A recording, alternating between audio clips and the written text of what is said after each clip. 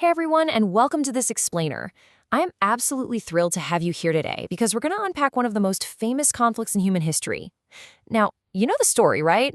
The American Revolution is so often portrayed as this incredibly simple narrative.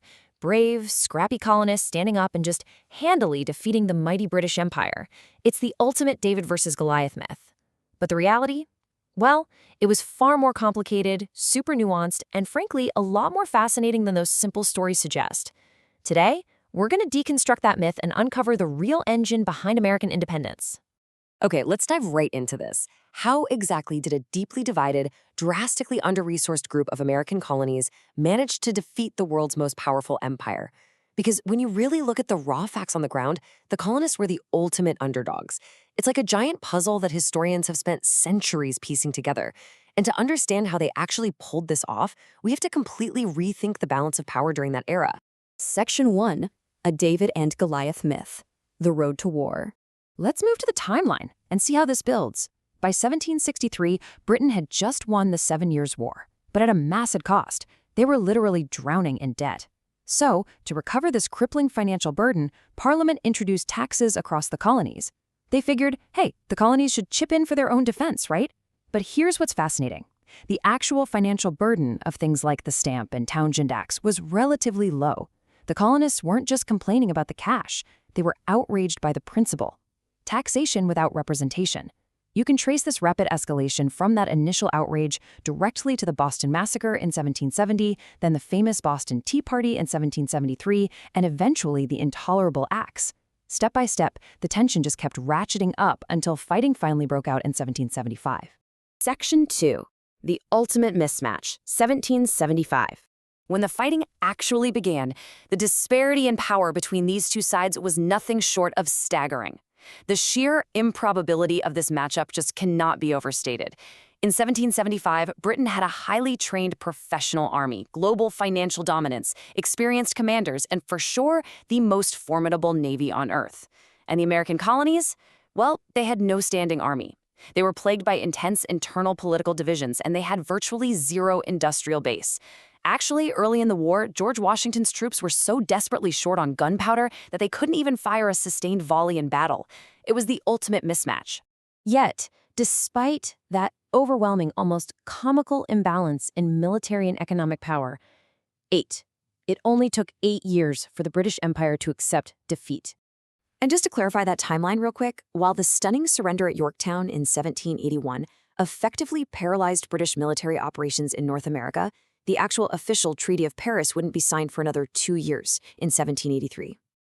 Section 3. How did Britain lose? So if the British had every conceivable advantage on paper, how on earth did they lose? Well, modern historians generally point to a combination of major structural factors. For starters, Britain faced the absolute nightmare of supplying an army across 3,000 miles of treacherous ocean. Back in the 18th century, shipping a horse or sending a single message could take months. Plus, they were fighting across the massive geographic scale of North America. Add to that George Washington's brilliant strategy of constantly retreating to preserve his army rather than fighting traditional European-style battles. Meanwhile, Britain severely underestimated the colonial resistance, and they were dealing with their own toxic political divisions back home, not to mention the mounting economic costs. The colonies also did a great job combining unconventional militia warfare with the regular continental army. But honestly, there is one factor here that stands out way above the rest.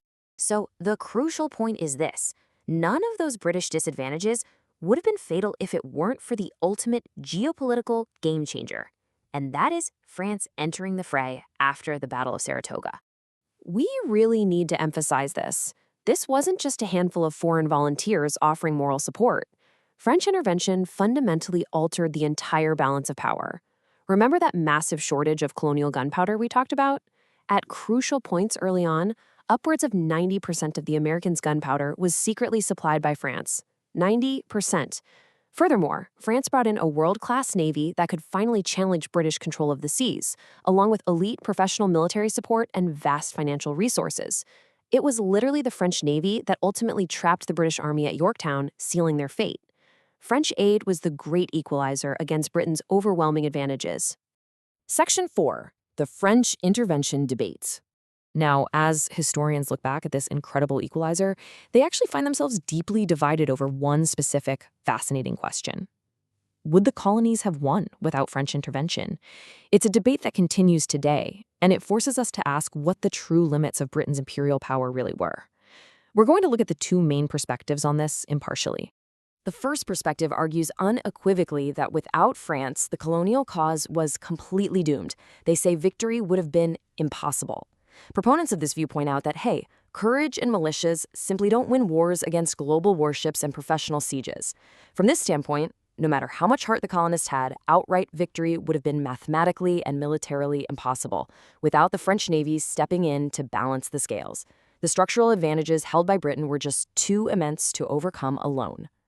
But, and this brilliantly illustrates the other side of the coin, there is a compelling counter-argument. Other historians argue that France didn't win the war for the colonies, rather Britain's own structural rot lost it. This view suggests that Britain would eventually have abandoned the war because of its enormous economic burden. The sheer economic hemorrhage of maintaining a massive overseas war while simultaneously fighting a decentralized, rural insurgency across a giant continent, it meant British financial exhaustion was just a matter of time. From this viewpoint, imperial collapse in America was basically inevitable, with or without France. Regardless of which side of this debate you fall on, the ultimate outcome undeniably reshaped our world. This wasn't just a local tax dispute over tea, it was a global geopolitical earthquake. The American victory proved that a massive empire could be bled out by an insurgency. This inspired democratic movements across the globe, and indirectly lit the spark that would eventually ignite the French Revolution itself, permanently altering global geopolitics. Which leaves us with this final thought to ponder as we wrap up our explainer today. When you look at the dramatic mismatch, the 1763 deaths, the logistical nightmare of the Atlantic, and the undeniably massive role of French aid, was American independence truly a triumph of colonial resilience? Or was it simply the inevitable collapse of an overextended, exhausted British Empire? It's a fascinating nuance of history that really makes you rethink everything you thought you knew about the birth of the United States. Thank you so much for exploring these sources with me today, and keep questioning the history you think you know.